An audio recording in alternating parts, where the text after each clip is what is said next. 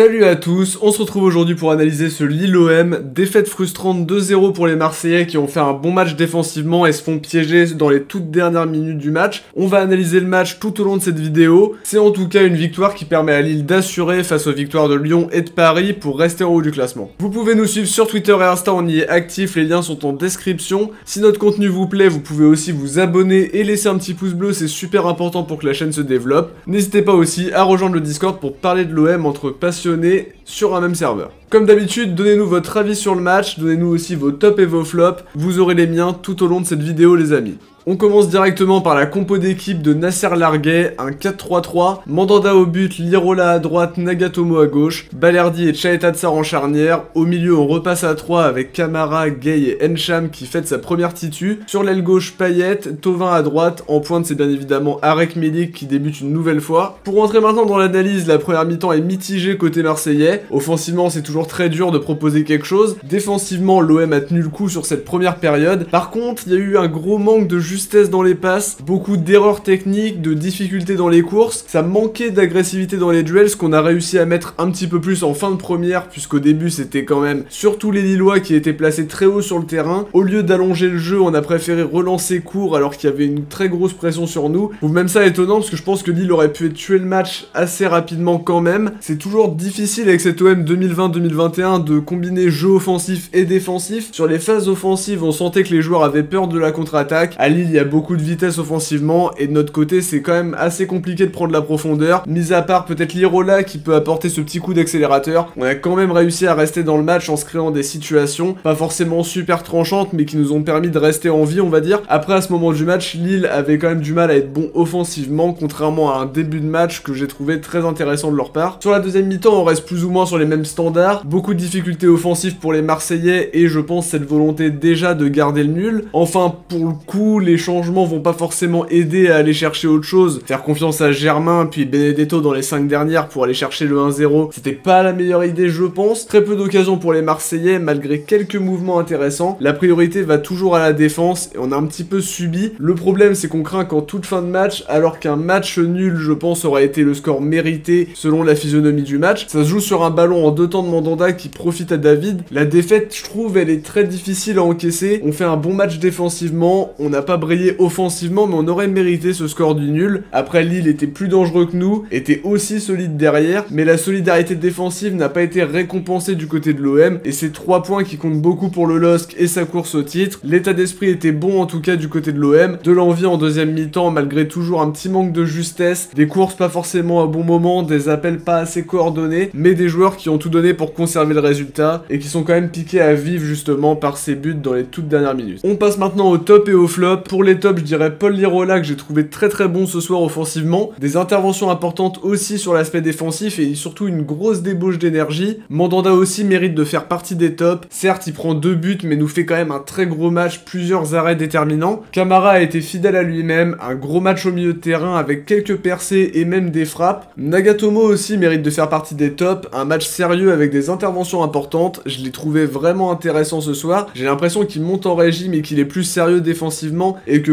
petit à petit il va se décoincer pour aller un petit peu vers l'avant. Je rends hommage aussi à Payet qui a été très bon dans le repli défensif même si on l'a trop peu vu offensivement malheureusement. Maintenant sur les flops, je dirais Encham qui m'a pas forcément emballé en première période, manque de justesse dans ses transmissions, des ballons perdus un peu bêtement, une tendance à s'enfermer, son replacement à gauche a été plus intéressant mais au final il a eu que 45 minutes pour s'exprimer. Milik lui a été un peu transparent ce soir, très peu trouvé même s'il a essayé de peser sur la défense, il a pas eu vraiment l'occasion de briller ce soir vu la qualité technique je pense des passes des ailiers. Florent Thauvin justement lui je l'ai trouvé vraiment en dessous ce soir, des difficultés à faire la différence encore une fois et une sortie à l'heure de jeu pour un match très peu marquant. L'entrée de Germain peut aussi être qualifiée de flop, venu pour remplacer un Thauvin décevant, il a réussi à l'être tout autant si ce n'est plus. Maintenant pour les notes je donne un 7 à Mandanda pour les raisons qu'on a citées plus tôt, les 2 buts encaissés ne remettront pas en cause mon jugement. 7 aussi pour Nagatomo que j'ai beaucoup aimé ce soir et faut rendre à César ce qui lui appartient. 6,5 pour pour Lirola qui a fait de très bonnes montées et a été solide derrière. 5 pour Tchaeta Tsar, un match correct mais pas transcendant. 5 pour Balerdi qui a fait un début de match un petit peu compliqué, souvent battu sur la vitesse et parfois pas toujours bien placé, mais une deuxième mi-temps consistante. 7 pour Camara qui a encore une fois été très à l'aise. 6 pour Gay qui a tenu son rôle mais qui a raté pas mal de passes en première période sans que son match soit catastrophique pour autant. 4 pour Encham dont je n'ai pas vu l'utilité et que j'ai trouvé un peu trop brouillon. 6 pour Payet, très important dans le repli défensif, même s'il a évidemment été moins en vue sur le plan offensif par contre. 3 pour Thauvin qui m'a encore laissé sur ma faim ce soir. 4 pour Milik, trop peu trouvé, il a pas brillé ce soir. Pour les remplaçants, je donne un 3 à Germain qui n'a pas apporté grand chose. 5 pour Kawi qui n'a pas miraculeusement changé les choses, mais qui a apporté de la qualité technique à son entrée. Pas de note pour Benedetto qui a trop peu joué. Avant de terminer cette vidéo, on va découvrir celui que vous avez élu comme Marseillais du match OM Lyon. C'est Boubacar Kamara qui l'emporte avec 64%. Derrière lui, Arek Milik avec 19% et Pape Gueye avec 8%. Le sondage pour le match contre Lille est disponible dans l'onglet communauté. N'hésitez pas à aller voter les amis. On arrive déjà à la fin de cette vidéo, j'espère qu'elle vous a plu. Si c'est le cas, n'hésitez pas à nous faire vos retours en commentaire, à liker, vous abonner, partager. On se retrouve très vite pour des épisodes d'Actu OM et pour l'avant-match de Canet OM en Coupe de France. Bon match à tous, ciao, portez-vous bien et surtout allez l'OM.